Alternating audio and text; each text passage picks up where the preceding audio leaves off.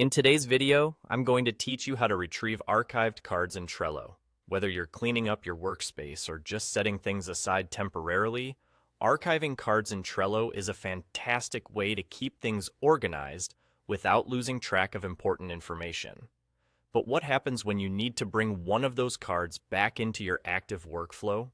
That's what we'll explore today, step by step, to ensure you can easily navigate your Trello board with confidence. First, make sure you're logged into your Trello account and have access to the board where your archived card is stored. Once you're on the board, look towards the top right corner. You'll see an icon with 3 dots, often referred to as the More icon.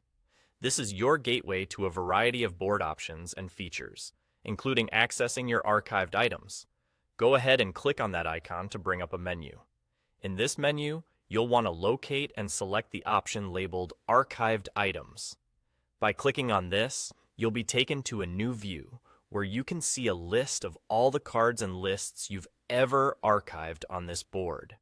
This is your archive database of sorts, a safe holding place that Trello offers, ensuring nothing is permanently lost or deleted, just set aside until you need it again. Now, as you look through this list, keep an eye out for the specific card you wish to restore. There may be many entries, especially if you've been thoroughly utilizing the archiving feature. There's typically a search bar available here which can make locating your card quicker, especially if you remember the card's title or pertinent details. Once you've identified the card you want to retrieve, you'll notice an option to restore displayed next to it.